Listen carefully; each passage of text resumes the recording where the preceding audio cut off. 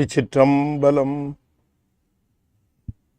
ஆடும் வரிவேல் அணிசேவல் என பாடும் பணியே பணியாய் அருள்வாய் தேடும் கயமா முகனை செருவில் சாடும் தனியானை சகோதரனே.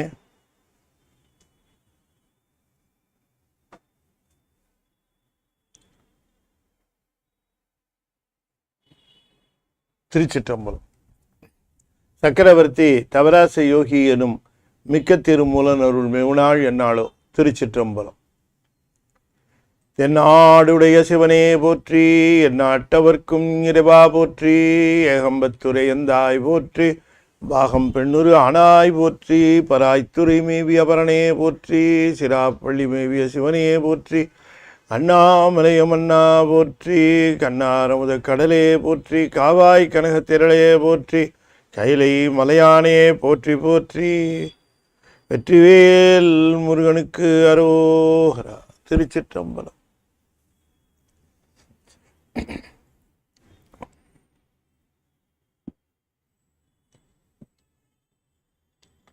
அண்ட சராசரங்களுக்கெல்லாம் அதிபதியாக விளங்கக்கூடிய முருகப்பெருமானுடைய ஒப்பற்ற பெருங்கருணையினாலே சென்னை ஐசிஎஃப் கமலா விநாயகர் சத்சங்கம் மிகச்சிறப்பாக நிகழ்த்தி கொண்டிருக்கக்கூடிய திருமந்திர ஞான வேள்வியில் 9ஆம் தந்திரத்தில் தோத்திரம் என்கிற பகுதியை நாம் சிந்திப்பதற்கு திருவருள் கூட்டியிருக்கிறது. கமலா விநாயகர் சத்சங்கத்தினுடைய தொண்டு அளப்பரியது.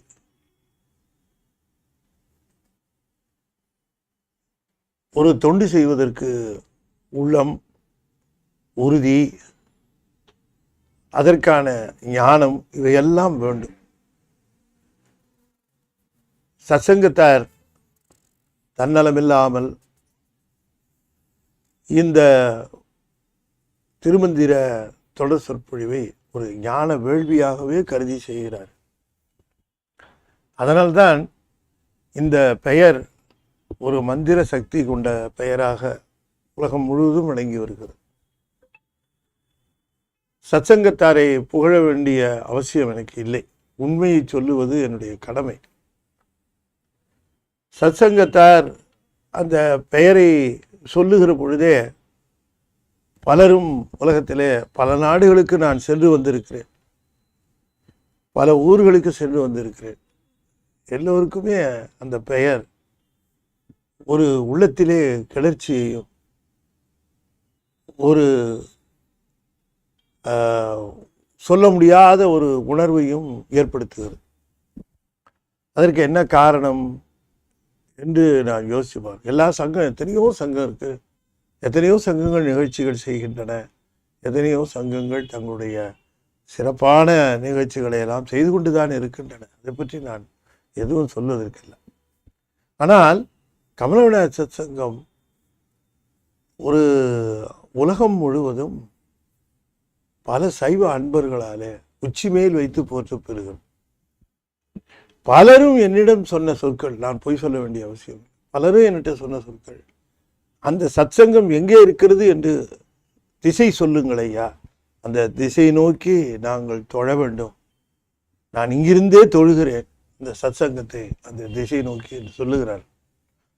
அந்த அளவுக்கு உணர்வு வருகிறது இந்த சத்சங்கத்திலே என்று சொன்னால், அதில் இருக்கிற அந்த சத்சங்கத்தினர் அவர்களுடைய எளிமை, நேர்மை, உண்மை, இவை எல்லாவற்றுக்கும் மேலான அரும் தொண்டு, சிறப்பான அந்த அன்பு, இவை எல்லாவற்றையும் எடுத்து சொல்ல வேண்டும்.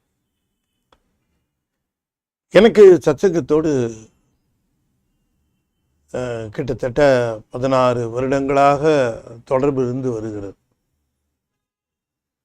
அதாவது ஒரு குழந்தை பிறந்திருந்தால் இன்னைக்கு 16 வயசு வாலிபனாக அந்த குழந்தை இருக்கும்.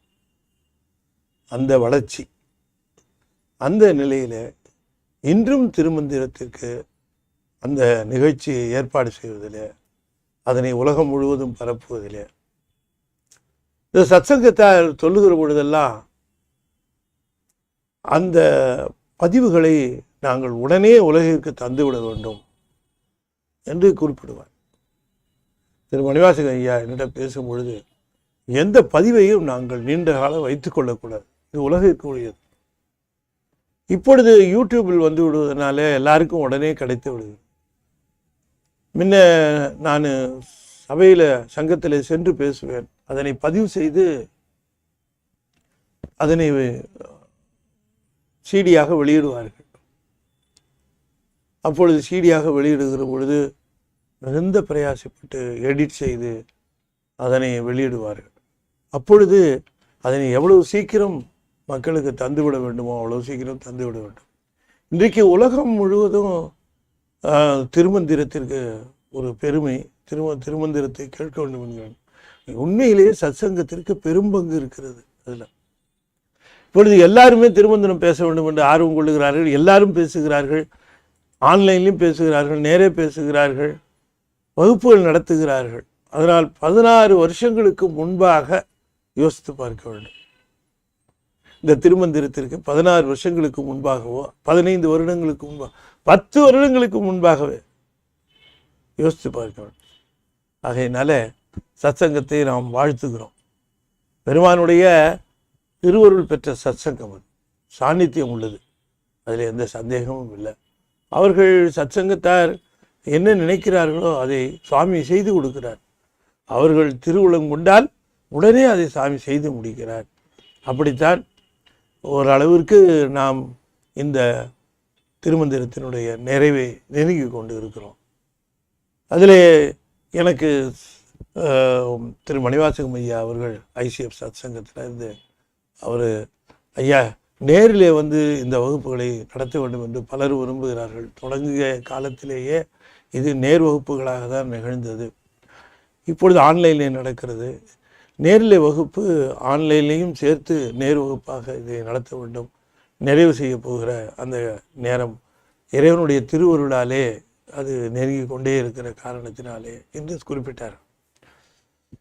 அதையும் அடியேன் ஏற்றுக்கொண்டு இருக்கிறேன். ஆனால் இந்த தோத்திர பகுதி முழுக்க ஆன்லைன்லேயே தான் நாம் கேட்போம். அடுத்த பகுதியின் நிறைவு பகுதியாக இருக்கக்கூடிய சர்வ வியாபகம் என்கிற பகுதியை நேர் வகுப்பாகவும் ஆன்லைன் வகுப்பாகவும் செய்யலாம் என்று கருதி இருக்கிறோம். திருவருள் அதற்கு ஒப்புதல் தந்தால், திருவருள் அதற்கு அனுமதி அளிக்குமானால் அது அவ்வாறு நிகழும். எனவே இந்த ஒரு அற்புதமான ஞான வேள்வியில் நாம் எல்லோரும் பங்கு பெற்று, என்னுடன் கூடவே இந்த 16 வருடமும் இந்த திருமந்திர பயணத்தில் என் கூட எத்தனை பேர் பயணித்திருக்கிறார். பலரும் இந்த திருமந்திர குறுந்தகடுகளை கேட்டு உள்ளம் மகிழ்ந்து சிவபெருமான் மேல் சொல்லனாத அன்பு பாராட்ட ஆரம்பித்திருக்கிறார். அத்தனையும் சிவம் செய்கின்ற ஒரு திருவிளையாடல் தான். ஆகையினாலே அவர் இங்கே சத்சங்கத்தில் எழுந்தருளி இருக்கிற சொக்கநாதர் அவருடைய பெருங்கருணையினாலே இந்த நிகழ்வுகளெல்லாம் இங்கே நிகழ்ந்து கொண்டு இருக்கின்றன. அதனை அவர் திருமுன்பாக அவர் சன்னதியிலே தான் இவற்றையெல்லாம் சத்சங்கத்தார் நடத்துகின்றார்கள். இன்றைக்கு சத்சங்கத்திலே திருமந்திரத்தோடு சேர்த்து பல நிகழ்வுகளும் நிகழ்ந்து கொண்டு இருக்கின்றன. பல அறிஞர்களும் வருகிறார்கள். பல அறிஞர்களும் தங்களுடைய பொழிவுகளை தருகிறார்கள். பல இசை நிகழ்ச்சிகள் நடக்கின்றன. பல்வேறு கிரியா நிகழ்ச்சிகளும் நடக்கின்றன. இப்படிப்பட்ட நிகழ்ச்சிகள் எல்லாம் தொடர்ந்து சத்சங்கத்திலே நிகழ்ந்து அடியார்களை சைவ நெறியிலே மெய்நெறியிலே செலுத்துகின்ற ஒரு சங்கமாக இது அமைந்திருப்பது இந்த சென்னை மாநகருக்கு கிடைத்த அல்லது திருமுறைக்கே கிடைத்த ஒரு மிகப்பெரிய ஒரு வரமாக கருத வேண்டும் என்று அடியேன் இந்த தருணத்திலே குறிப்பிட விரும்புகின்றேன். சரி, இப்பொழுது இந்த தோத்திர பகுதியை நாம் இன்றைய தினம் தொடர்ந்து சிந்திக்கலாம். தோத்திரம் என்று சொல்லுவது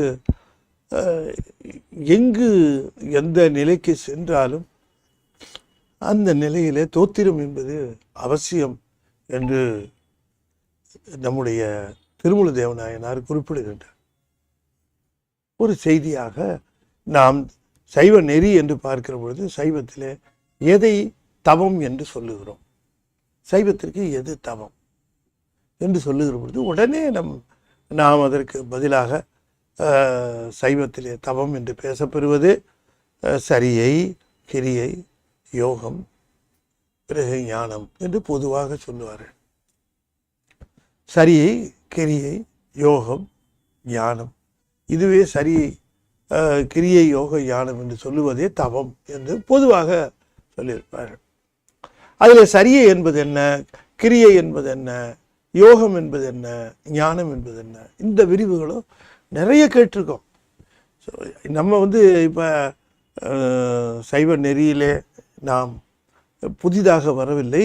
நாம் அதனால தான் சொன்னேன், இதை தொடர்ந்து என்னோடு பயணித்து வருகிறவர்களுக்கெல்லாம் 5வது தந்திரத்தில் சரியை, கிரியை, யோகம், ஞானம் பற்றியும், சாலோக, சாமீப, சாரூப, சாயுச்சியத்தை பற்றியும், தாச மார்க்கம், சத்புத்திர மார்க்கம், சகமார்க்கம், சன்மார்க்கம் என்கிற தலைப்புகள் பற்றியும் பல்வேறு செய்திகளை இந்த தவ நெறிக்கு விளக்கமாக சொன்னார். இதில் சைவத்திலே இந்த மாதிரியான தவம் சொல்ல பெற்றிருந்தாலும் அந்த தவம் என்று சொல்லக்கூடியது எங்கே எட்டி செல்லும் என்று சொல்லுகிற பொழுது அது ஞானத்திற்கு எட்டி செல்லும். எனவே தவம் என்பது சரியை, கிரியை, யோகம் இந்த 3மே தவம்.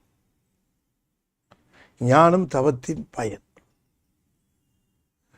அப்ப ஞானம் என்பது தவத்தின் பயனாக அதை கருத வேண்டும். அதை தவம் என்று கருதாமல் தவத்தின் பயனாக அதனை கருத வேண்டும். ஆனால் பல இடங்களிலே நாம் பார்க்கிறோம் மெய்த்தவம், பொய்த்தவம் என்று நாம் பார்க்கிறோம். இந்த மெய்த்தவம், பொய்த்தவம் என்பதை பற்றி பேசுகிற பொழுது சைவத்திலே பொய்த்தவம் உண்டா அல்லது மெய்த்தவம் என்பது உண்டா, பொய்த்தவம் என்றால் என்ன என்று நாம் எண்ணலாம். சைவத்திலே இருக்கக்கூடிய தவத்திலே பொய்த்தவம் உண்டா என்று கேட்டால் அது உண்டு என்று தான் சொல்ல வேண்டும். என்ன அது பொய்த்தவம் என்று சொன்னால், இந்த சரியை, கிரியை, யோகத்தையே அதை உபாயச்சரியை, உபாய கிரியை, உபாய யோகம் என்று அதை சொல்லுகிற அந்த செய்திகள் நமக்கு தெரியும். அது அத்தனையுமே பொய்த்தவம். சரியையில் நிற்கலாம், கிரியையில் நிற்கலாம். ஒருத்தர் சரியையில் நிற்கிறார், தொண்டுகள் செய்கிறார். அப்படி அவர் தொண்டுகள் செய்கிற பொழுது பல்வேறு தொண்டுகளை செய்கிறார்.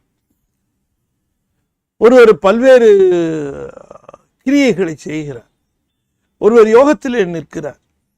இவர்கள் செய்யக்கூடிய இவற்றையெல்லாம் எப்படி நாம் எடுத்துக்கொள்ளலாம் என்று கேட்கிற பொழுது அவர்கள் எந்த நோக்கத்திலே எதை கருதி அதை செய்கிறார்கள் என்கிற அந்த ஒரு கேள்விக்கு பதில் தெரிந்தால்தான் அந்த தவத்தை பற்றிய செய்தி நமக்கு சரியாக வரும். அப்ப சரியையிலே நிற்கிறேன் என்று சொன்னாலோ, கிரியையிலே நிற்கிறேன் என்று சொன்னாலோ, யோகத்திலே நிற்கிறேன் என்று சொன்னாலோ அவர்கள் சைவ நெறியிலே, சைவ தவத்திலே இருக்கிறார்கள் என்று நாம் டக்குன்னு சொல்லிட முடியாது. இது அங்கே சொல்லலை, இங்கே 9 சொல்கிறார். அப்படி சொல்லுகிற பொழுது என்ன குறிப்பிடுகின்றார்? சரியை செய், கிரியை செய், யோகம் செய். ஆனால் அவையெல்லாம் உபாயச்சரியை. அதை பொய்த்தவம் என்று சொன்னால் மனசு கஷ்டப்படும், அது வருத்தப்படும். அதனால் அதை உபாயச்சரியை, உபாயக்கிரியை, உபாய யோகம் என்று சொல்லிவிட்டு அதற்கு 3க்கும் பலனாக உபாய ஞானம் என்று ஒன்று சொல்வார்கள். உண்மையிலேயே அது ஞானமே இல்லை. உபாய ஞானம் அது அது ஞானம் என்று அதை சொல்லக்கூடாது. அது ஞானம் என்று எப்படி, அது இது எல்லாமே பொய்யா இருக்கும் போது அது எப்படி யானே பொய், என் நெஞ்சம் பொய், என் அன்பும் பொய் அப்படின்னு சொல்லுகிற பொய்த்தவத்தை தான் குறிப்பிடுகிற. அங்கே பொய்த்தவம் என்பது என்ன என்று கேட்கிற பொழுது, சரியை செய்தாலும் கிரியை செய்தாலும் யோகம் செய்தாலும் சிவனை தவிர வேறு எதையாவது வேண்டி நின்றால் அது பொய்த்தவம். நம்முடைய சரியைக்கோ, நம்முடைய கிரியைக்கோ, நம்முடைய யோகத்திற்கோ சிவத்தை தவிர வேறு ஒன்று நமக்கு நோக்கமாக இருக்குமானால் அது பொய்த்தவம் என்று சொல்லப்படும். அந்த பொய்த்தவம் ஞானத்தை வழங்காது, அது ஞான சாதனமாக ஆகாது. எனவே ஞானத்தை பெற வேண்டும் என்று சொன்னால் மெய்த்தவத்திற்கு மட்டும்தான் ஞானம் பயனாக விளைகிறது. எனவே ஞானம் என்று சொல்லுவது உண்மை ஞானம் மட்டுமே உண்டே தவிர அதில் உபாய ஞானம் என்று நாம் சொல்லிக் கொள்கிறோம். அதுக்கு ஏதோ ஒரு விளக்கமும் கொடுக்குறோம். ஆனால் உண்மையிலேயே அப்படி கிடையாது. உண்மை ஞானம் மட்டும்தான் உண்டு. உபாய யோக்கியன் உண்மை யோக்கியன்னு யாரையாவது சொன்னால் நம்ம எப்படி அது? இந்த உபாய யோக்கியம் யாருன்னா காசு வாங்கிட்டு லஞ்சம் வாங்கிட்டு வேலை செய்கிறவன், அவன் உபாய யோக்கியம். என்னன்னு கேட்டால் காசு கொடுத்தா வேலை செஞ்சிருவார். அதில் வந்து நேர்மையாக இருப்பார். அந்த காசு வாங்கின காசுக்கு நேர்மையாக இருப்பார். அதை ஏமாற்ற மாட்டார், வாங்கலன்னு சொல்ல மாட்டார். என்னன்னு கேட்டிங்கன்னா வேலை முடியலன்னு திருப்பி கொடுப்பார். அந்த மாதிரி எல்லாம் ஒரு நியாயம். அவர் யோக்கியனான்னு கேட்டால் உபாய யோக்கியன். உண்மை யோக்கியன் வாங்காதவன் தான் உண்மை யோக்கியன். அதை எதுவுமே வாங்காமல், அதை எதையும் எதிர்பாராமல் நேர்மையாக நின்று, அப்படிலாம் உண்டான்னு கேட்குறீங்களா? உண்மையை தெரிந்து கொள்ள வேண்டும் என்பதற்காக சொல்லுகிறார்.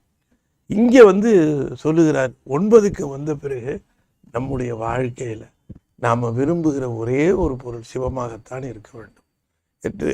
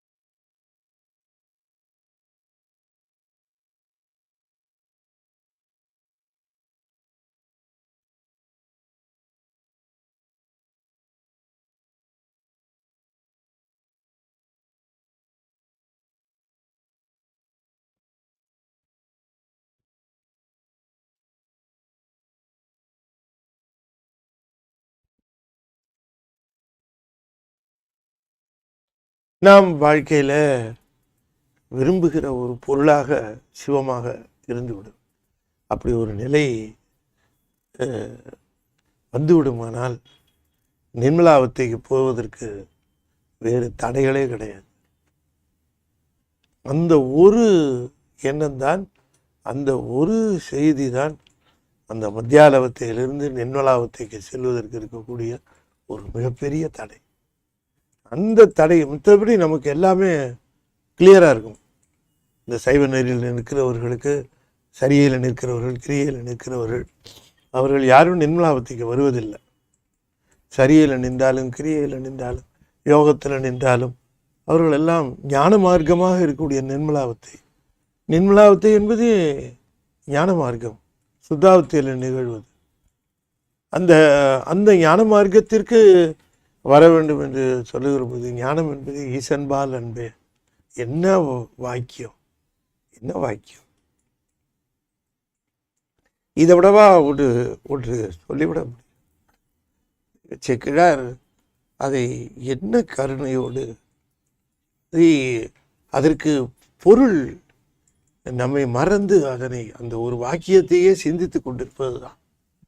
அந்த ஒரு வாக்கியம் தெய்வ சேக்கிழார் அருளிய அந்த ஒரு வாக்கியம் கோடியா, எத்தனை கோடி பெறும், சொல்லவே முடியாது. மகா ஞானி அந்த தெய்வ சேக்கிழார் என்று நாம் சொல்லுகிறோமே, இந்த ஒரு சொற்றொடர், இந்த ஒரு வாக்கியம், இது ஒன்று போதும். ஞானம் ஈசன்பால் அன்பே என்று, ஈசன்பால் அன்பே என்று சொல்லுகிற பொழுது ஈசனிடம் மட்டுமே அன்பு செலுத்துகிற தன்மை நமக்கு வந்து விடுமானால் நம்ம யாராலையும் ஒன்றும் எந்த விதத்திலையும் நிர்மலாவத்தைக்கு போவதை தடை செய்து விட முடியாது. அந்த ஒரு செய்தியைத்தான் குறிப்பிடுகிறார் இந்த தோத்திரத்தில்.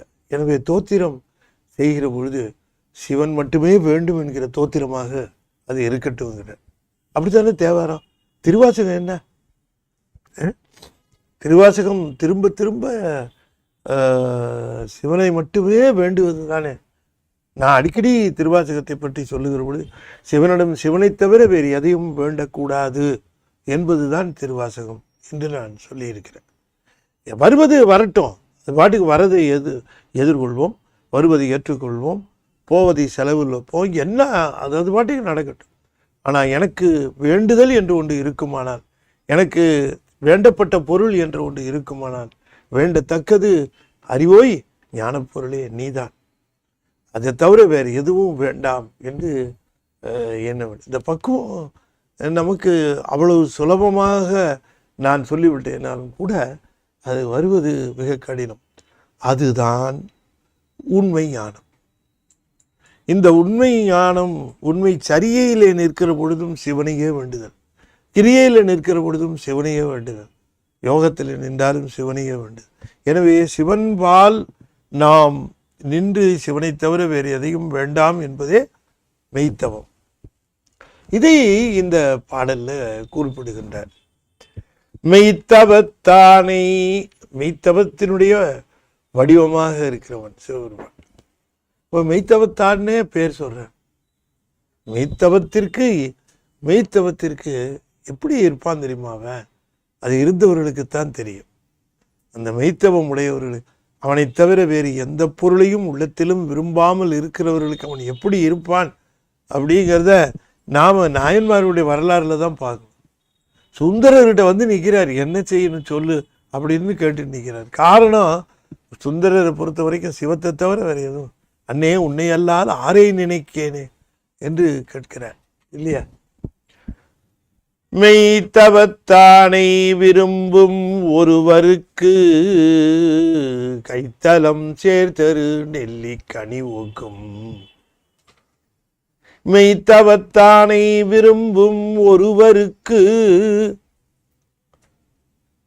கைத்தலம், அது மெய்த்தவத்தானின்னு சொன்னார் பாருங்க. அந்த சாமியை குறிப்பிடுகிற பொழுது அவனுக்கு மெய்த்தவத்தான்னு பேர் குறிப்பிட்டார். சிவத்தை விரும்புகிறவருக்குன்னு சொல்லல, மெய்த்தவத்தானை விரும்பும் ஒருவருக்கு அவன் எப்படி விளங்குவான்னாரு. கைத்தலம் சேர்தரு நெல்லிக்கனி ஒக்கும் சுத்தனை தூய் நெறியாய் நின்ற தேவர்கள் அத்தனை நாடி அமைந்து ஒழிந்தேனே.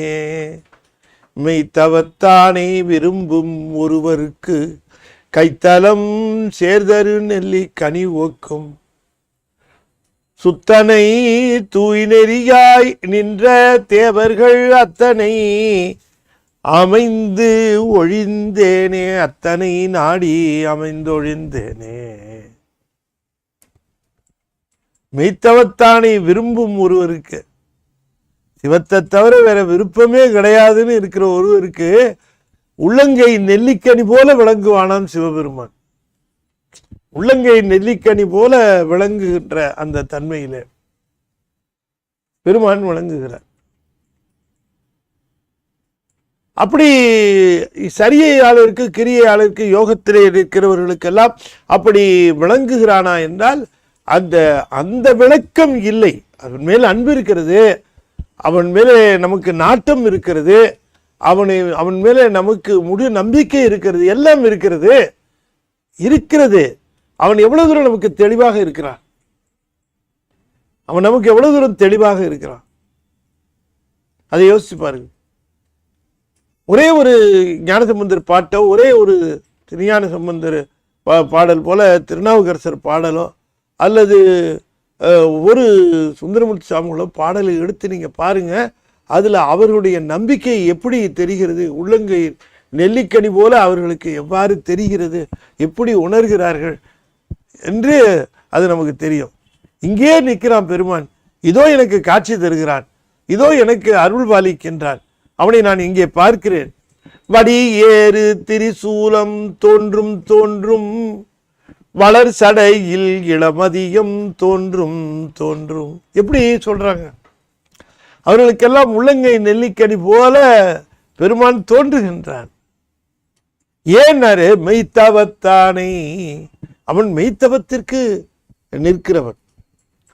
ஆகையினால சரியில நின்றாலும் கிரியையில நின்றாலும் யோகத்தில் நின்றாலும் தவம் செய்தாலும் இந்த தவத்தினுடைய நோக்கத்தை நாம் கொஞ்சம் கொஞ்சமாக, எனக்கு வீடு பேர் வீடு பேரு கூட வேண்டான்னு சொல்லுகிறவர்கள் அடியார்கள் என்று சேக்கிடார் பெருமான் சொல்லுகிறார். வீடும் வேண்டா விரலின் விளங்கினார். விரல்னார், அது வலிமைன்னாரு. வீடுல ஒன்று அது யாருக்கு வேணும்? நீ தான் வேணும். நீ இருக்கிற இடத்துல இருக்கிற, நீ இருக்கிறாயானால், நீ இருப்பாயானால் நான் அங்கே இருக்க, உன் கூட இருக்கிறேன். நான் நீ இருக்கிற இடத்துல நான் இருக்கிறேன். அது வீடு பேரா, உலகமா, அல்லது வேற ஏதாவது இடமா, அதெல்லாம் ஒன்றும் பிரச்சனை இல்லை.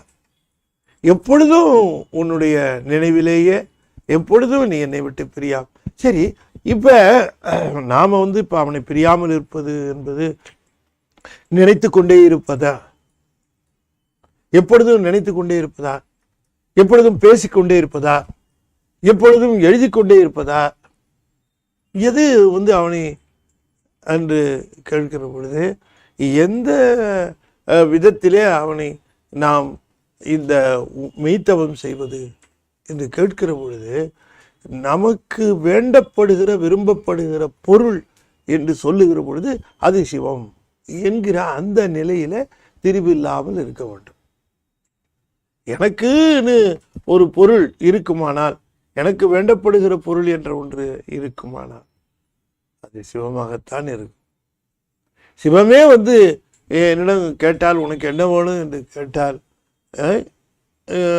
கேட்க மாட்டாருங்கிற தைரியத்தில் எதையோ சொல்லக்கூடாது. உண்மையிலேயே மனசாட்சியை கேட்டாருன்னா என்ன வேணும்னு, நீ தப்பா வேணும் அப்படின்னு காரைக்காலம் வேறு மாதிரி கேட்க முடியுமா? இரவாத இன்ப அன்பு வேண்டி பின் வேண்டுகின்றார், பிறவாமை வேண்டும். இன்ப அன்பு தான் முதல்ல கேட்கிறார். பிறவாமை வேண்டும், மீண்டும் பிறப்புண்டேல் உனையென்றும் மறவாமை வேண்டும் என்று கேட்கிறார். ஆகையினாலே இங்கே சொல்லுகிறார், மெய்த்தவத்தானை, மெய்த்தவத்தினுடைய வடிவமாக, மெய்த்தவத்தினுடைய பயனாக, மெய்த்தவத்தினால் விளைகின்ற ஞானத்தினுடைய பயனாக விளங்குகிற ஒருவனை ஒருவர் விரும்பினால், அப்போ பொய்த்தவம் செய்தால் பொய்த்தவத்தானை விரும்பும் ஒருவருக்கல்ல, அவன் மெய்த்தவத்தை தான் விரும்பும். எனவே அவர்களுக்கு கைத்தலம் சேர்கிற நெல்லிக்கனி ஒக்கும். கையில் வச்சிருக்கிற நெல்லிக்கனி பார்த்தீங்கன்னு சொன்னால் அதில் உள்ளுக்குள்ளே இருக்கிற அந்த விதை தெரியும். நெல்லிக்கனியில் டிரான்ஸ்பரண்ட்டாக உள்ளே இருக்கிற அந்த விதை தெரியும். அது உள்ளங்கையில் வச்சு பார்த்தா கேட்கவே வேண்டாம். அப்படி சிவமானது உள்ளுக்குள்ளே இருக்கிற சிவம் தெளிவாக தெரியும். அதை ஃபீல் பண்ணுவோம். அது கூடவே இருக்கிறது தெரியும். நாம் ஒன்று நினைப்போம், அதை செய்து கொடுத்துட்ருப்பார். அங்கே ஒன்று செய்வோம், ஒன்று நினைப்போம், இது இப்படி இருக்கணுமேனு, அப்படி அதை உடனே அப்படியே அதை அங்கே செய்து தருவார். செய்து தருது அவருக்கு நாம் விண்ணப்பிச்சிருக்க மாட்டோம், அப்படி செய்யணும், அப்படி பண்ணணும், அது இல்லை. அவர் அதையெல்லாம் செய்து கொடுத்துக்கிட்டே இருப்பார். என்ன காரணம்னா, அவன் என்னை ஒருத்தங்க விரும்புவான், அவன் மித்த எதுவுமே விரும்புறது கிடையாது.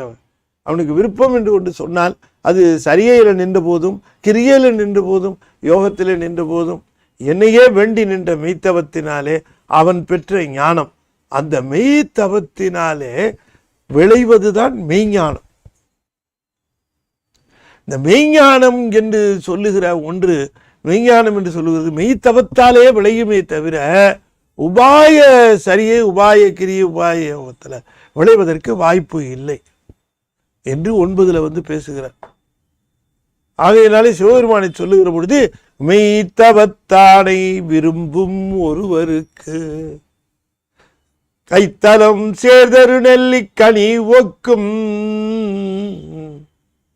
என்ன ஒரு துணிவு இருந்தா சுந்தரமூர்த்தி சுவாமிகள் எங்க அந்த முதல்ல இருந்த கொலை எங்கன்னு கேட்பார். முதல்ல இருந்த கொலை எங்க அப்படின்னு யோசனை பண்ணி பாருங்க. அப்படியா, பையன் இறந்துட்டானா, கவலைப்படாதீங்கம்மா, அதெல்லாம் நல்லபடியா இருக்கட்டும், போயிட்டான், அவன் விதி முடிஞ்சுது, அவன் போயிட்டான், ஆறுதல் சொல்லலாம். ஆனால் அந்த அவர் மனசில் பட்டுருச்சு, அந்த குழந்தைய மீட்டு கொடுக்கணும் இவங்களுக்கு. ஏன்னா அவர்கள் உண்மையான அடியார்கள், அந்த அடியார்களுக்கு மீட்டு கொடுக்கணும்னு நினைக்கிறேன். குளத்தை காட்டுன்னு நேராக குளத்துக்கு போகிறேன். என்ன தன்னம்பிக்கை இருக்கணும், இது நிகழ்ந்த நிகழ்வாகத்தான் இதை சொல்லணுமே தவிர இதற்கு வேற அர்த்தம்லாம் கற்பிக்கக்கூடாது.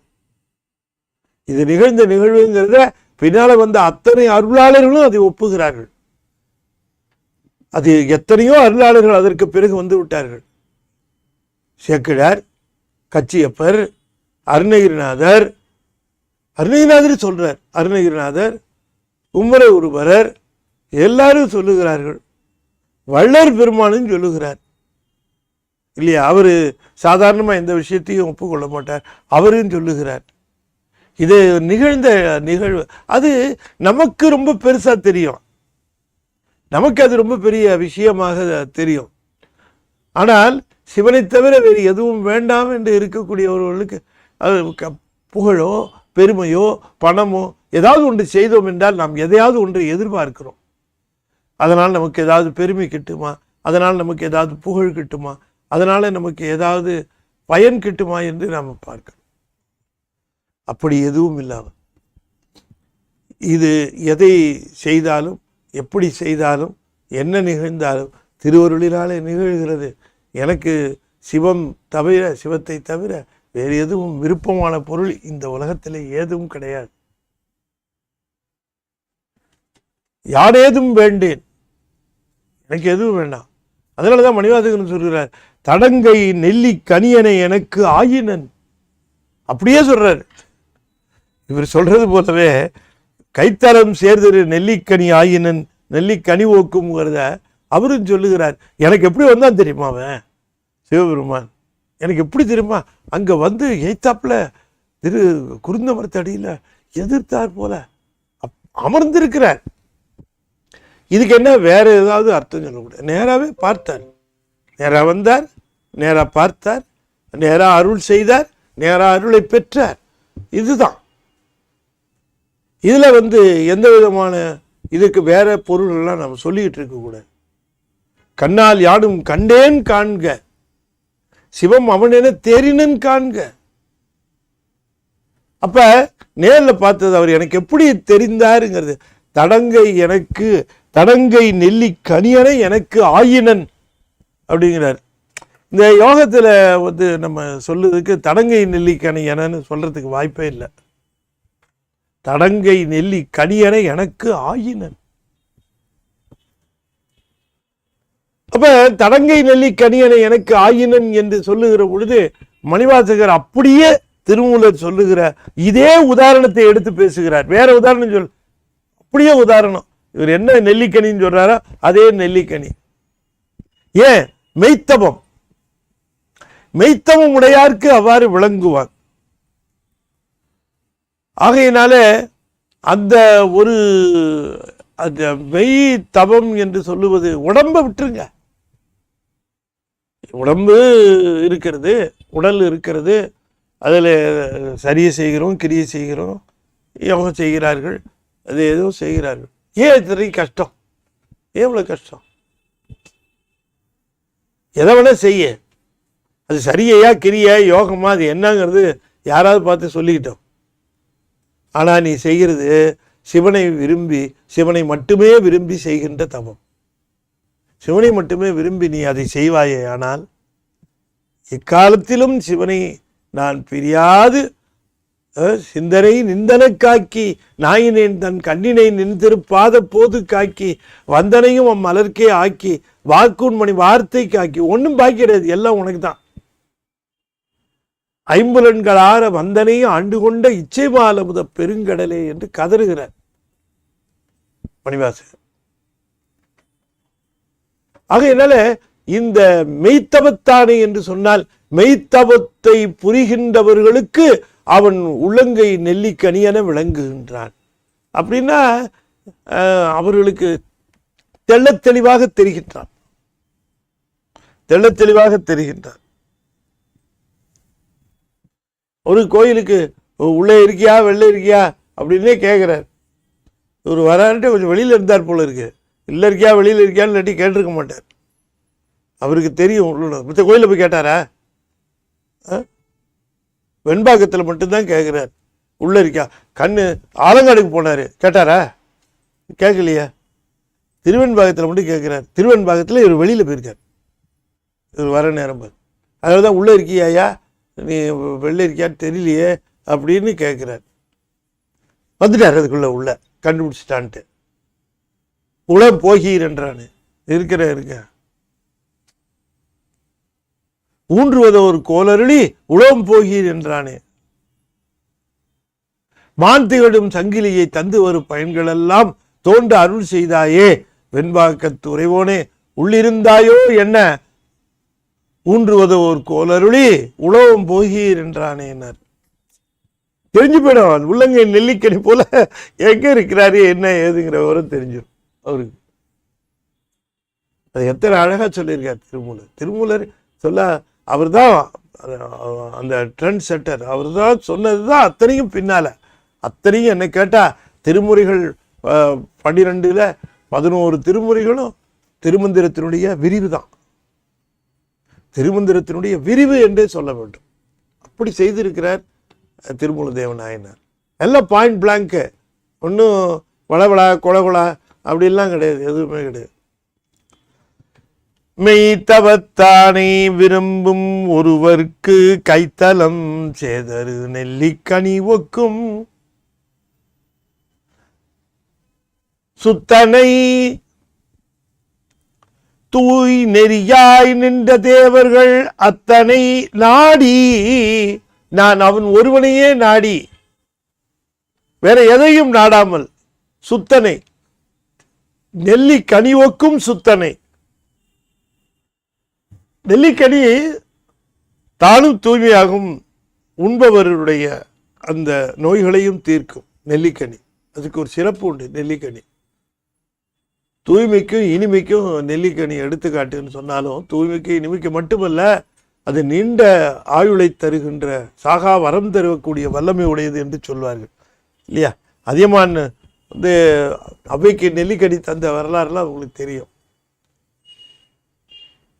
இல்லையா. அதுக்கும் சில பேர் ஏதாவது யோகார்த்தத்தை சொல்லிட்டு இருப்பாங்க. எல்லாமே நடந்ததுங்கிறது நம்ம மறந்துடக்கூடாது. அதை நானும் பல செய்திகளில் இதை பார்த்துருக்கிறேன். பல பேர் எழுதுகிறாங்க படிக்கிறதுக்கு. இது எழுதுகிற பொழுது எல்லாவற்றையும் திருக்குறிப்பு திருக்குறிப்பு என்று எழுதியிருக்கிறார்கள். பல நூல்களை நான் மேற்கோள் காட்டியிருக்கேன். நான் பேர் சொல்லக்கூடாது, இருந்தாலும் ஒரு பழனியப்பா பிரதர்ஸ் போட்ட ஒரு பதிப்பு இருக்குது. அது நான் தவறாக சொல்லலை. நான் அது படிக்கிறவர்கள் படிக்கட்டும், அதை பற்றி நான் ஒன்றும் சொல்லலை. எல்லாத்துக்குமே யோக குறிப்பு யோகா பற்றி சொன்னால் அது யாருக்கு பயன்படும்? அது என்ன பயன்பெறும் சொல்லுங்கள்? அது சாதாரண ஒரு மனிதன் எடுத்து கையாள்வதற்கு உரிய பொருளாக இருக்க வேண்டும். பக்தி என்பது எளிமையானது அல்லவா, ரொம்ப எளிமையானது. நினைந்த போது என்ன திருவாசகத்தான் பக்தியை சொல்லி தருது. திருவாசகம் இல்லைன்னா பக்தியை புரிஞ்சிருக்கவே முடியாது. பக்தினா என்ன, கரையிறது தான் பக்தி அப்படின்னு சொல்லி தந்தது அல்லவா திருவாசகம். அப்படி கரையிற திருவாசகத்தை அது உயர்ந்த பொருளாக எதையோ சொல்லுகிறார்கள். அது நான் படித்திருக்கிறேன். அந்த மாதிரி புத்தகங்களை கூட எடுத்து பார்த்துருக்கிற பொழுது அது யாருக்கு பயன்படுமோ, ரொம்ப உயர்ந்த பெரிய ஞானம் உடையவர்களுக்கு அது பயன்பெறுமோ என்னவோ தெரியல. ஆனால் எளிமையாக இருக்கிறவர்களுக்கு it should reach the common man இல்லையா. ஒரு காமன் மேனுக்கு அது சேரணும். அது என்ன உண்மையோ அதைத்தான் நாம் சொல்லணும். அதுவும் அப்படி பார்க்கிற பொழுது இந்த இடங்களுக்கெல்லாம், இந்த மாதிரியான முக்கியமான இடங்களுக்கெல்லாம் பிளைன் மீனிங், அதுக்கு இன்னும் சொல்ல போனால் பிளைன் ட்ரூத் என்று அதை சொல்லுவார்கள். அந்த உண்மையான நேர்மையான விளக்கம், நேர்மையான விளக்கம் அது என்ன அப்படின்னு பார்க்கிற பொழுது அது நமக்கு சிறப்பாக தெரிகிறது. அப்போ உள்ளங்கை நெல்லிக்கனி என என்று சொல்லுகிற பொழுது நெல்லிக்கனியை ஏன் சொல்லணும் என்று பார்த்தால், நெல்லிக்கனியில் இந்த விதையை தெரியும் உள்ளுக்குள்ள. அப்படி பார்த்தா அது போல உள்ளுக்குள்ள இருக்க சிவன் தெரியும். அது உள்ளங்கை நெல்லிக்கனி என்று சொன்னால், அந்த உள்ளங்கையில் இருக்க நெல்லிக்கனிக்கு வேற யார்ட்டையும் போய் கேட்டு வாங்கி பார்க்க வேணாம், நம்ம கையிலே இருக்கக்கூடிய நெல்லிக்கனி. அதுக்காக அது சொல்லும். யாருக்கிட்டையும் கையில் வச்சுருக்காங்க அதை காட்டுறாங்க அப்படி இல்லை, நம்ம கையிலேயே இருக்கக்கூடிய ஒரு நெல்லிக்கனி.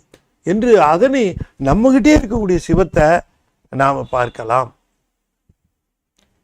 நெல்லி கனியோக்கும் சுத்தனை தூய் நெறியாய் நின்ற தேவர்கள் அத்தனை. தேவர்கள் அத்தனைங்கிறது சிவன்.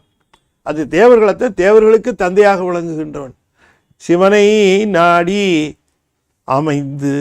அவ்வளோதான். எனக்கு அதுக்கப்புறம் இந்த ஆரவாரமே போயிடுச்சு, அலக்கழிப்பே போயிடுச்சு. அது வேணும், இது வேணும், அதை பிடிக்கணும், இதை பிடிக்கணும், இதை சாதிக்கணும், அதை சாதிக்கணும், இதை செய்துடணும், இதை எப்படியாவது முடிச்சிடணும்.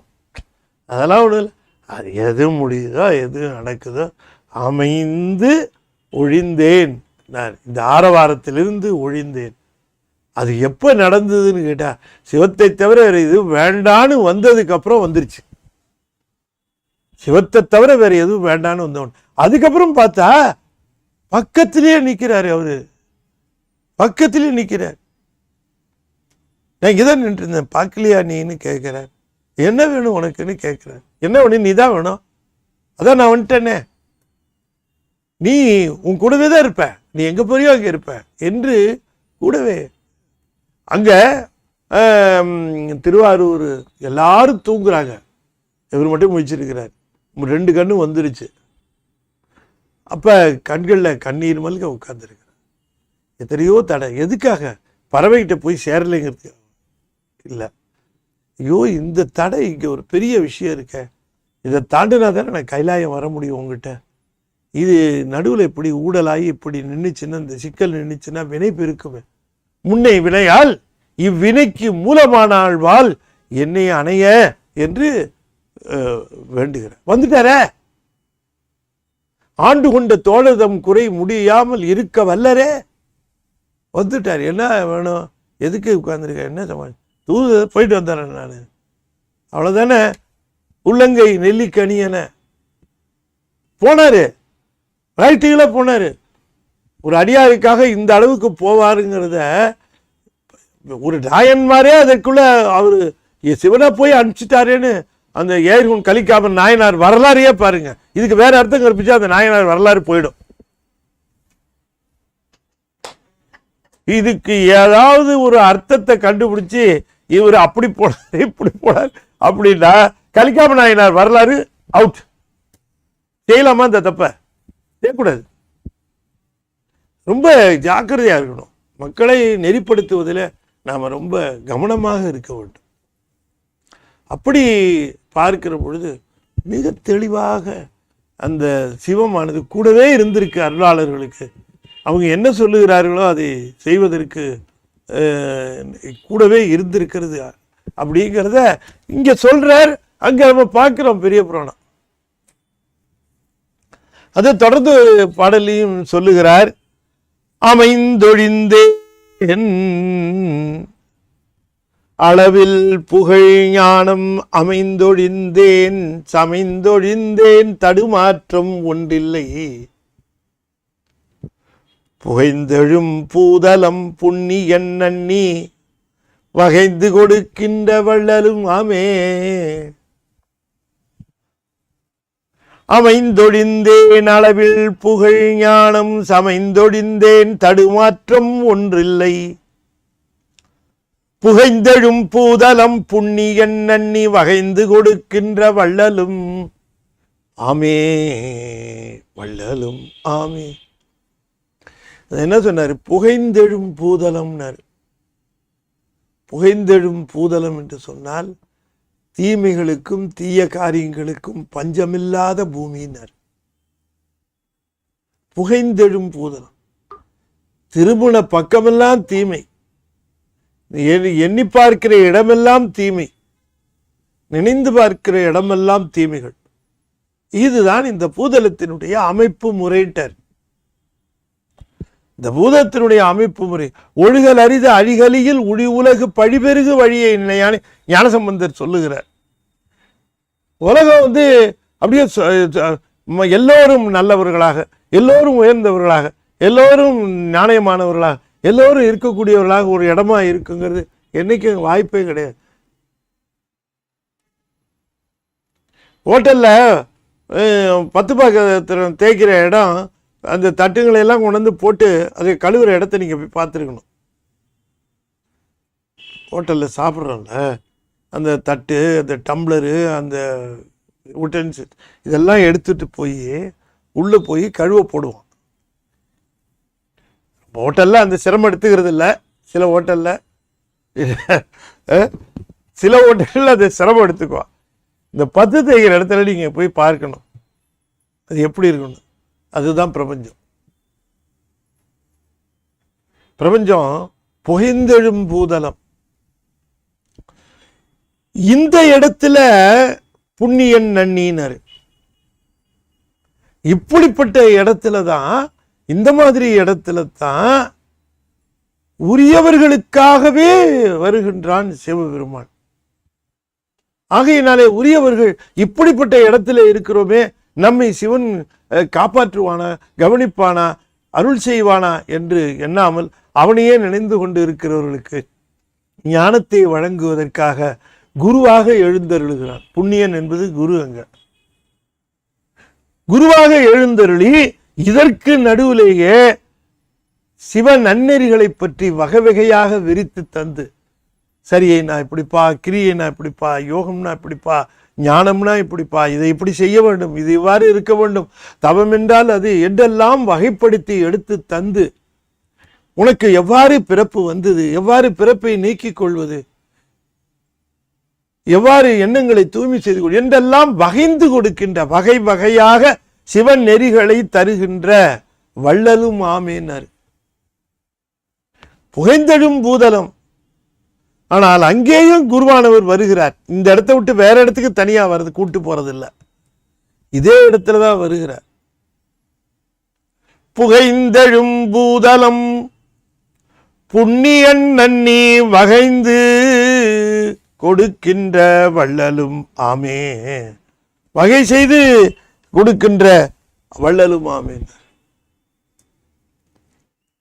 அதனால அவர் என்ன சொல்ல வருகிறார் என்று சொன்னால்,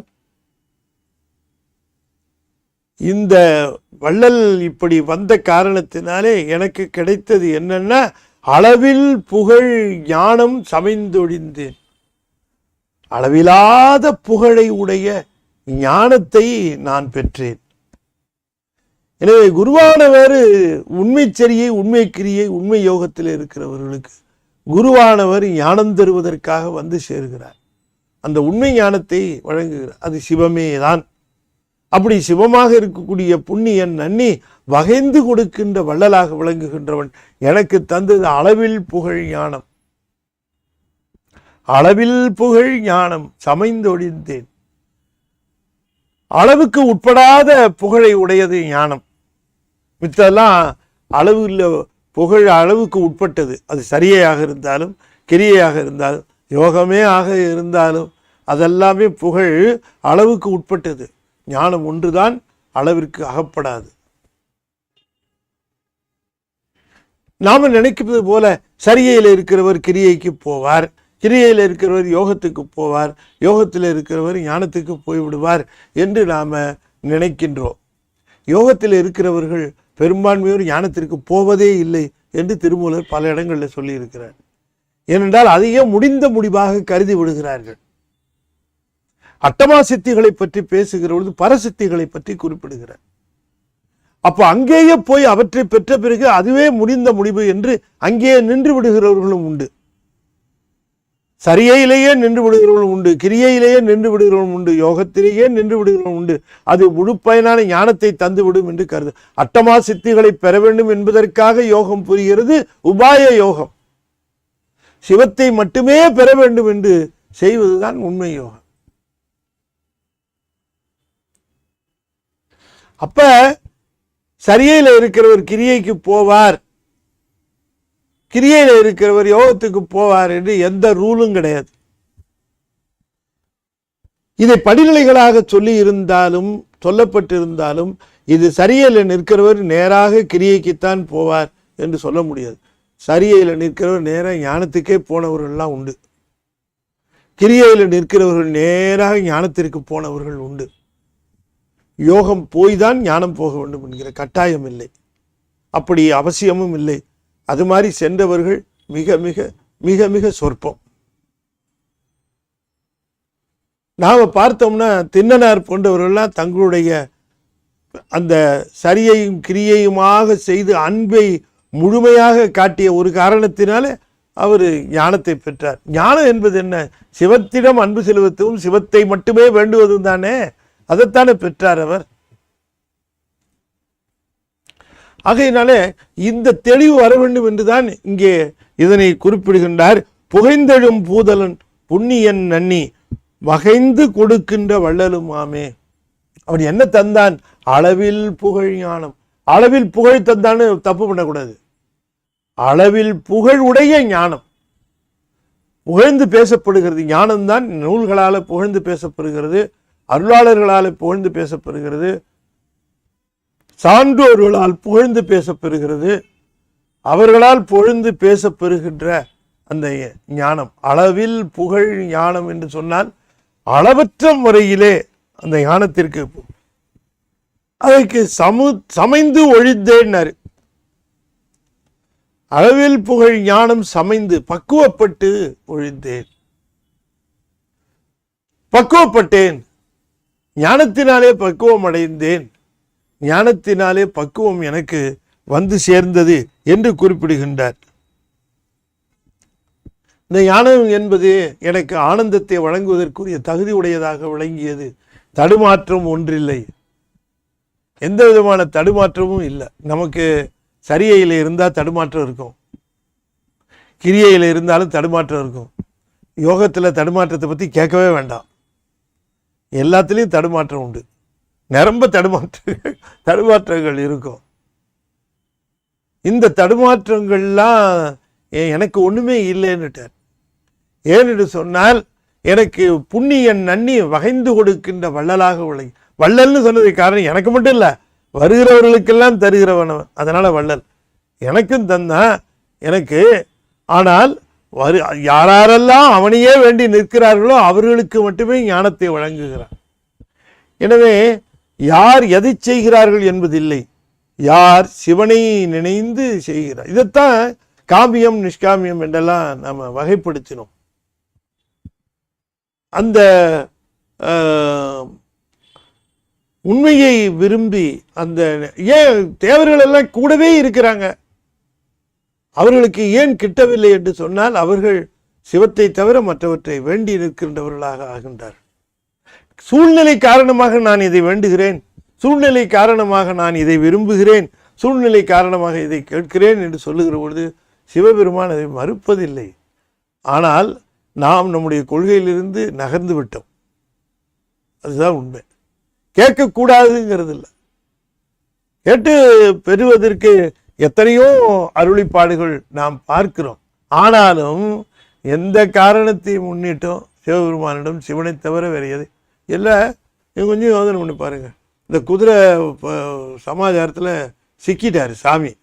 சிக்கினவர் என்ன பண்ணார்? சாமி நீயே வந்து எனக்கு அருள் செய்துட்ட, நான் உன்னையே நினைக்கிறேன் சாமி, எப்போவும் கூடவே இருக்கணும். இந்த குதிரை பெரிய பிரச்சனையாக இருக்குது, அது என்னன்னு பார்த்து ஏதாவது செஞ்சு சார்ட் அவுட் பண்ணி என்னை எப்படியாவது இந்த சிக்கல்ல இருந்து காப்பாற்றுங்க. இந்த வரலாறுலாம் திருவிளையாடல் புராணத்திலாம் இவர் கேட்டார், நான் ஆவணி மூலத்தில் வரேன்னு சொன்னாருன்னெலாம் சொல்கிறாங்க. அப்படியெல்லாம் திருவாசகத்தில் எந்த வாக்கும் இல்லை. மூணு வாதவூரர் புராணம், 3 புராணம் இருக்குல்ல, திருவிளையாடல் புராணம், வாதவூர் புராணம், சிற்றம்பலம் உடையார் புராணம், எல்லாத்துலேயுமே மணிவாசகருடைய வரலாறு கான்ட்ரடிக்ட் ஆகும் ஒன்றுக்கு ஒன்று. இவர் சிவபெருமான்ட்ட அந்த மாதிரி கேட்கவே இல்லை, கேட்கவும் மாட்டார். அவர் எனக்கு இந்த குதிரை வாங்க வந்தேன், இந்த பணமெல்லாம் எங்கே போச்சுன்னு தெரியல, பாண்டியன் கேட்குறான், சாமி என்ன பண்ணுறது அப்படின்ன உடனே ஆவணி மூலத்தில் வரும் என்று சொல்லுக அப்படின்னு சொன்ன உடனே இவர் ஆவணி மூலத்தில் வரும்னு சொல்லிட்டாருன்னு கேட்கவே மாட்டார். என்ன வேணா பண்ணிட்டோம் அவ்வளோ. இன்னைக்கு நிலையில் எனக்கு சிவன்தான், என்னவோ சொல்கிறீங்க, வாங்கினேன் எடுத்தேன் போனேன்னு, என்ன வேணால் நடக்கட்டும், நீ என்ன வேணால் செய்துக்கங்க, நான் சிவன்தான், சிவத்தை தான் வேண்டினேன், சிவத்தையே பெற்றேன், அவ்வளோதானுங்களே.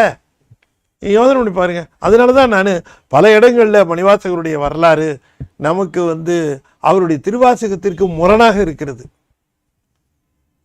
சாமியினுடைய அந்த வரலாற்று, சாமியினுடைய திருவாசக நோக்கத்திற்கு அவருடைய வரலாறு சொல்லப்படுவது முரணாக இருக்கிறது. இந்த இடமும் அப்படித்தான். ஆகையினாலே தடுமாற்றம் ஒன்றில்லைன்னாரு. எவ்வளவு பெரிய வார்த்தை பாருங்க. தடுமாற்றம் கிடையாதுன்னாரு. எப்பயும் தடுமாற்றம் இல்லை. ஒருவேளை கேட்டிருக்கலாமோ, ஒருவேளை நம்ம தான் கேட்காம விட்டுட்டோமோ, எல்லாம் எதுவுமே இல்லை. அந்த மாதிரி என்ன எதுவும் கிடையாது. எப்போவுமே சுவாமி தான் நமக்கு. சுவாமியதே கேட்கணும், சுவாமியவே பெற்றுக்கொள்ளணும், சுவாமி கூடவே இருக்கணும், அவரையே பெறுகின்ற பொருளாக பெற்றுக்கொள்ளணும். நான் கேட்டது சரியாக கேட்டிருக்கேன், அவரு சரியாக வந்துட்டார். இதில் எந்த விதமான தடுமாற்றம் இல்லை. அமைந்து ஒழிந்தேன். அமைதியாக, மிக அற்புதமாக, எந்த சூழ்நிலையில் இருந்தாலும் நான் அவர் கூடத்தான் இருக்கிறேன். அப்போ இது என்ன தோத்திரம் என்று கேட்டால், அவர் செய்கின்ற உபகாரத்திலேயே மிகப்பெரிய உபகாரம். அவரை தோத்திரிக்கிற பொழுது அவர் குருவாக வருவதைத்தான் தோத்திரிக்க வேண்டும். இந்த தோத்திரங்கள்லேயே மிக உயர்ந்த தோத்திரம். அவர் வேறு ஏதாக வந்து நமக்கு அருள் செய்வதை தோத்திரிக்கின்றோம், அதை தோத்திரம் சொல்லுகின்றோம். அதெல்லாம் சிறப்பு தான். ஆனாலும் குருவாக வந்து அருள் செய்கிறார் அல்லவா, அதற்தான் ஆண்டவன் என்று அவருக்கு பெயர். திருவாசகம் முழுவதும் குருவை புகழ்வதே, குருவாக வந்த சிவத்தை புகழ்வதே திருவாசகம் முழுக்க. அதைத்தான் சொல்லுகிறார் வள்ளலுமாமே. ஆகையினாலே இந்த குருவாக வருகின்ற ஒரு கருணை யாருக்கு இருக்கும்? இது புகைந்தெழும் பூதலம். நாம் கண்முன்பாக பார்க்கிறோம். இந்த புகைந்தெழும் பூதலத்தில் எனக்கு குருவாக, அதனால என்ன சொல்லுகிறார்? Whatever may go around you, in whatever situation you are in, என்ன அமிட்ஸ்டில் நீ இருந்தாலும் கவலைப்படாத, நீ சிவனை விரும்பு, சிவன் உன்னை விரும்பி வருவான். சிவனை விரும்புதல் தான் மிகப்பெரிய தோத்திரம் என்று கூறுகிறார் என்று சொல்லி, இந்த அளவிலே இந்த தினம் இந்த 2 பாடல்களை நாம் சிந்தித்தோம். அற்புதமான பாடல்கள், மிக அற்புதமான பாடல்கள். அப்படியே திருவாசகத்தை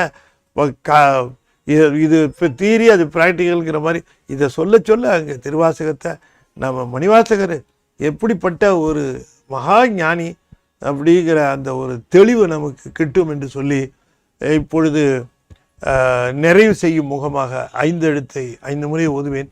அன்பர்கள் தொடர்ந்து ஓத வேண்டும் என்று திருவடி பணிந்து வேண்டிக் கொள்கிறேன். ஓ நம சிவாய, ஓ நம சிவாய, ஓ நம சிவாய, ஓ நம சிவாய, ஓம் நம சிவாய. திருச்சிற்றம்பலம். 3 USB வெளியிட்டிருக்கிறோம். ஒன்று வந்து பெரிய புராணம், திருஞான சம்பந்த நாயனார் புராணம் முழுக்க 1258 பாடல் கிட்டத்தட்ட பெரிய புராணம். ஒவ்வொரு பாடலுக்கும் விளக்கம் இருக்கிறது.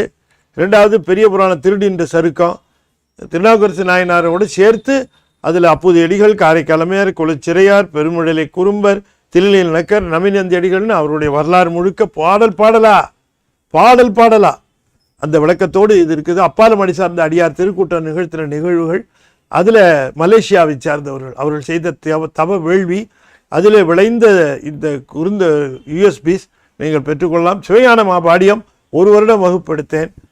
அதை தவிர ஆங்கிலத்திலே ஞான குழந்தை இருக்கிறது, தமிழிலே ஞான குழந்தை இருக்குது. உங்கள் குழந்தைக்கு தமிழ் தெரியாது, இங்கிலீஷ் மீடியம்னா ஞான குழந்தை ஆங்கில புத்தகம் வாங்கி கொடுங்க. அதுக்கப்புறம் அந்த புத்தகத்தை விட்டு அது நகராது. ஞான குழந்தை இருக்கக்கூடிய திருஞான சம்பந்தம் தான் ஹீரோவாயிடும்.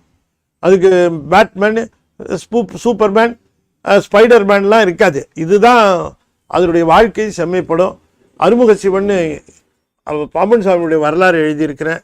அதே போலவே ராசாங்க சமயம் என்று சண்டபாரத சோமசுந்தர நாயக்கர் வரலாறு அதையும் எழுதியிருக்கிறேன். இந்த புத்தகங்களெல்லாம் பெற்று பயன்பெற வேண்டும். ஞானத்திரளுக்கு நீங்கள் சப்ஸ்கிரைப் பண்ணணும். உங்களுக்கு தெரிந்தவர்களெல்லாம் ஞானத்திரளை சேர்த்து விடுங்க. வருஷத்துக்கே 250 ரூபா தான். ஞானத்திரள் வாசகர்களை நம்பி இருக்கிற பத்திரிகை. அதில் வருகிற கட்டுரைகளுக்கு உங்களுக்கு ஏதாவது ஸ்பான்சர் பண்ண முடியும்னா அதையும் செய்யலாம் என்று சொல்லி இந்த அளவில் நிறைவு செய்து மீண்டும் நாளை மாலை மிகச்சரியாக 7 மணிக்கு நாம் தொடர்ந்து திருமந்திரத்திலே 9வது தந்திரத்திலே தோத்திர பகுதியிலே சந்திப்போம் என்று கூறி விடைபெறுகிறேன். நன்றி, வணக்கம். திருச்சிற்றம்பலம். தென்னாடுடைய சிவனையே போற்றி, என் நாட்டவர்க்கும் இறைவா போற்றி. வெற்றிவேல் முருகனுக்கு அரோகரா. திருச்சிற்றம்பலம்.